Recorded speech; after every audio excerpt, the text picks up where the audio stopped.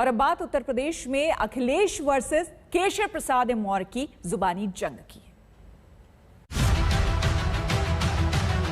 जवाब दे सकते हैं कि 2 करोड़ की जमीन इतने करोड़ में बिक गई हो? उनको यह सवाल करने का नैतिक अधिकार नहीं है।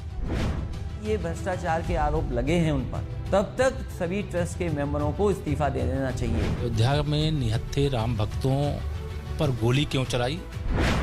कोरोना के समय पर कितना भ्रष्टाचार हुआ, एक सामान की खरीद में भ्रष्टाचार हुआ। कहीं कोई कमी रह गई होगी तो निश्चित तौर से उसको हम लोगों ने स्वीकारा।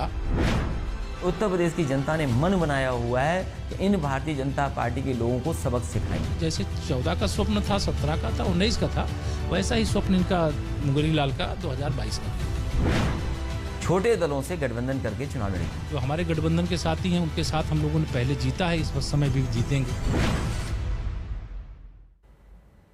आज अखिलेश यादव ने जमकर उत्तर प्रदेश सरकार पर निशाना साधा। जमीन विवाद से लेकर गठबंधन तक और सरकार के काम को लेकर अखिलेश ने योगी सरकार पर हमला बोला। अखिलेश यादव के बयान पर केशव प्रसाद मौर्य ने पलटवार किया। क्या कुछ कहा आपको दिखाते हैं। देखिए, मंदिर को लेकर जमीन खरीद में बड़ा घोटाला किया है, ट्रस्ट के सदस्य इस्तीफा दे, ये कहना है अखिलेश यादव का। साथ ही कहा कोरोना पर फेल रही योगी सरकार।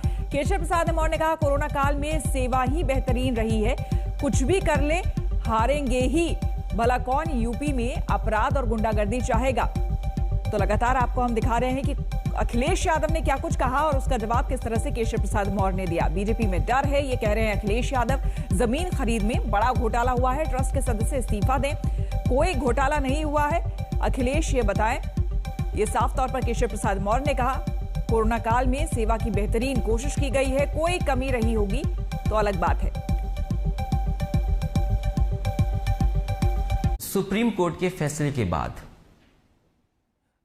पूरे देश की जनता ने यह मान लिया कि वहां मंदिर निर्माण होना है, रामलला का मंदिर निर्माण होने जा रहा है। और वहीं से ऐसी खबरें अगर आएं कि जहां पर भ्रष्टाचार हुआ है, तो कम से कम जिन पे आरोप लगे हैं, जो वो ट्रस्ट के मेंबर हैं, सबसे पहले तो उन ट्रस्ट के मेंबरों को अपने पद से इस्तीफा दे देना चाहिए। क्योंकि मर्यादा पुरुषोत्तम राम के लिए अगर कोई काम हो रहा हो और प्रश्न उन्हीं पे लग रहा हो जो ट्रस्ट के लोग हैं, जिन्हें संभालना है सब कुछ, तो जब तक ये भ्रष्टाचार के आरोप लगे हैं उन पर, तब तक सभी ट्रस्ट के मेंबरों को इस्तीफा दे देना चाहिए। मुख्यमंत्री जी इसका जवाब दे सकते हैं कि 2 करोड़ की जमीन इतने करोड़ में बिक गई हो? केवल कुछ सेकंड में इतने पैसे बढ़ जाएं किसी जमीन को? क्या मुख्यमंत्री जी के पास इसका जवाब है? पहले श्री अखिलेश यादव जी और उनकी पार्टी इस बात का जवाब दे कि अयोध्या में निहत्थे राम भक्तों पर गोली क्यों चलाई, अयोध्या में राम भक्तों के खून से होली क्यों खेली, और उनको यह सवाल करने का नैतिक अधिकार नहीं है। और घोटाला शब्द, मैं आपसे भी अपेक्षा करूंगा कि किसी भी चैनल के माध्यम से घोटाला शब्द का प्रयोग करना यह अनुचित है। कोई घोटाला नहीं हुआ है। देश के राम भक्तों का भरोसा और विश्वास श्री राम जन्मभूमि तीर्थ क्षेत्र ट्रस्ट के प्रति था, है और आगे भी रहेगा। और जो राम भक्तों की भावनाओं के साथ खिलवाड़ करने की या घटिया राजनीति करने की कोशिश चाहे सपा या अन्य कोई भी दल कर रहा है, उसको निश्चित तौर से जवाब राम भक्त देंगे। समाजवादी पार्टी किसी भी बड़े दल के साथ गठबंधन करने नहीं जा रही है। समाजवादी पार्टी के सभी नेताओं की राय यह है कि छोटे दलों को शामिल कर लिया जाए। समाजवादी पार्टी आने वाले समय के चुनाव में जो होने जा रहे हैं, छोटे दलों से गठबंधन करके चुनाव लड़ेगी। कौन कौन? जैन चौधरी समाजवादी पार्टी का गठबंधन पहले से जैन जी के साथ है, आरएलडी समाजवादी पार्टी के साथ है। इसी तरह महान दल के साथ समाजवादी पार्टी है। एक चौहान समाज का एक दल है, संजय चौहान उसके राष्ट्रीय अध्यक्ष हैं, उनके साथ समाजवादी पार्टी का गठबंधन है। तो इसी तरह छोटे दलों को एक्टिव रहना चाहते हैं, एक्टिव रहे। अंतोगतवा जनता ये तय करेगी आखिरकार उत्तर प्रदेश को विकास के रास्ते पर कौन ले जाए। 2014 में अखिलेश यादव जी की अगुवाई में जब चुनाव हुआ था, उस समय पूरी तरह से हरा चुके हम 73 सांसद उत्तर प्रदेश से भाजपा की जीत करके गए थे। 2017 का विधानसभा चुनाव हुआ, कांग्रेस के साथ ये गठबंधन करके लड़े थे। बुरी तरह से इनको हराने का काम भारतीय जनता पार्टी ने किया है। 2019 में इन्होंने बसपा के साथ गठबंधन किया और बुरी तरह से भारतीय जनता पार्टी ने हरा करके विजय प्राप्त करने का काम किया है। 2022 में भी भारतीय जनता पार्टी एक बार फिर से 300 से अधिक सीटें जीतेगी और उत्तर प्रदेश में फिर से सरकार बनाएगी। और यह जो मुंगेरी लाल के हसीन सपने श्री अखिलेश यादव जी देख रहे हैं, देखने को उनको पूरा अधिकार है, सपने देखते रहे, लेकिन जब नींद खुलेगी तो उनके लगेगा कि चुनाव का परिणाम आया तो चारों खाने चित में। अच्छा काम यही नजर आ रहा है कि 4.5 साल खत्म हो गए हैं, आखिरी के 6 महीने बचे हैं और अच्छे दिन के इंतजार करते हुए जनता नहीं अच्छे दिन मिले उन्हें, लेकिन अब वो दिन मिलने वाला है जनता को जब उत्तर प्रदेश को विकास के रास्ते पर कैसे ले जाएं। समाजवादियों ने जो सड़कें बनाई, समाजवादियों ने जो योजनाएं बनाई, समाजवादियों ने जो फैसले किए थे, आज उन्हीं को आगे बढ़ा रहे हैं। कोई नया योजना लागू की हो तो बताओ। इस उत्तर प्रदेश के नौजवानों को इन्होंने कहा कि हम लैपटॉप देंगे, क्या लैपटॉप दिया सरकार ने? क्या डेटा देने की बात की थी, क्या डेटा दिया? रोजगार देने और नौकरी देने की बात की थी, क्या नौकरी दी सरकार ने? अखिलेश यादव जी होते तो क्या हाल होता, इसका अंदाजा यहाँ प्रदेश की जनता समझती है। सेवा का सर्वश्रेष्ठ प्रयास किया गया, कहीं कोई कमी रह गई होगी तो निश्चित तौर से उसको हम लोगों ने स्वीकारा और उसको दूर करने का प्रयास किया। अच्छा से अच्छा मतलब लोगों के बीच में कर सके, इसका हमारी सरकार के माध्यम से, हमारी पार्टी के माध्यम से सभी स्तर से प्रयास हुआ है। लेकिन श्री अखिलेश यादव जी चूंकि बेचैन है, उनको सवाल जिन पर उठाते हैं, जो स्वयं सवाल के घेरे में है, वो सवाल उठाते हैं। भारतीय जनता पार्टी की सरकार की नाकामियां हैं, कानून व्यवस्था बर्बाद कर दी है, भ्रष्टाचार बढ़ा है, इतने बड़े पैमाने पे बेईमानी कभी नहीं देखी गई होगी जितना भारतीय जनता पार्टी की सरकार में देखी गई। पूरा विकास ठप हो गया। और हाल में जो कोविड का समय था कि लोग अपनी तकलीफों में, परेशानी में खुद सिलेंडर ढूंढ रहे, अस्पताल में बेड नहीं मिला, दवाइयां नहीं मिली, और जो जरूरत की चीजें भी थी, ऑक्सीमीटर जैसी चीजों पे कितना बड़े पैमाने पे ब्लैक हुआ। रेमडेसिविर जो इंजेक्शंस थे वो अधिकारी बांट रहे थे, ऑक्सीजन अधिकारी बांट रहे थे। अगर अधिकारी बांटेंगे, सरकार बांटेगी तो अस्पताल क्या करेंगे? श्री अखिलेश यादव जी होते तो क्या हाल होता, इसका अंदाजा यहाँ प्रदेश की जनता समझती है।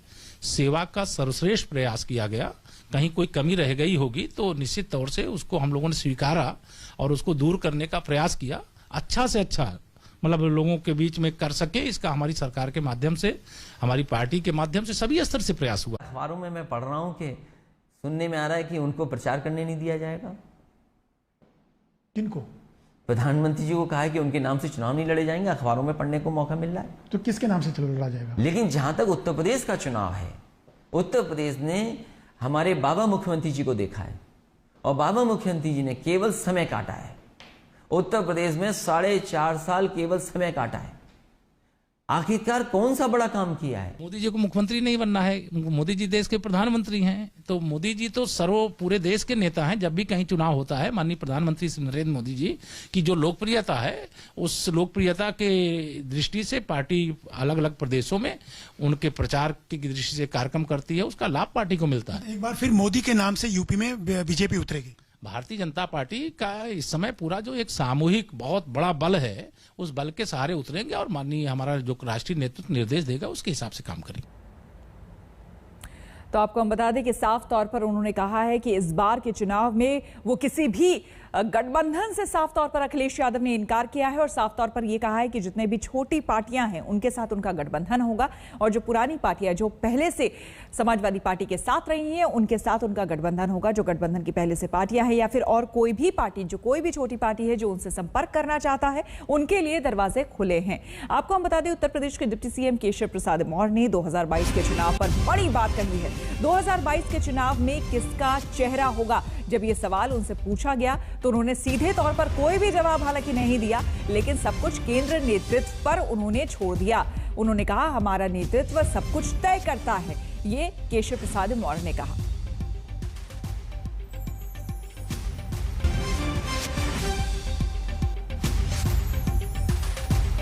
पार्टी का सीएम का चेहरा कौन होगा यूपी के चुनाव में?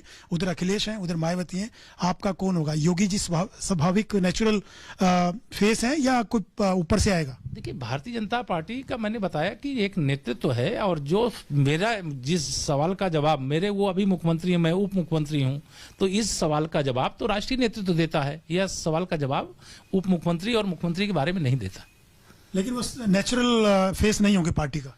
मैंने कहा कि इस जिस सवाल का जवाब पार्टी का राष्ट्रीय नेतृत्व दे सकता है, उस सवाल का जवाब प्रदेश का कोई नेता नहीं दे सकता है। या मोदी जी फेस होंगे एक बार फिर? मोदी जी को मुख्यमंत्री नहीं बनना है, मोदी जी देश के प्रधानमंत्री हैं, तो मोदी जी तो पूरे देश के नेता हैं। जब भी कहीं चुनाव होता है, माननीय प्रधानमंत्री श्री नरेंद्र मोदी जी की जो लोकप्रियता है, उस लोकप्रियता के दृष्टि से पार्टी अलग अलग प्रदेशों में उनके प्रचार की दृष्टि से कार्यक्रम करती है, उसका लाभ पार्टी को मिलता है। एक बार फिर मोदी के नाम से यूपी में बीजेपी उतरेगी? भारतीय जनता पार्टी का इस समय पूरा जो एक सामूहिक बहुत बड़ा बल है, उस बल के सहारे उतरेंगे और माननीय हमारा जो राष्ट्रीय नेतृत्व निर्देश देगा उसके हिसाब से काम करेंगे।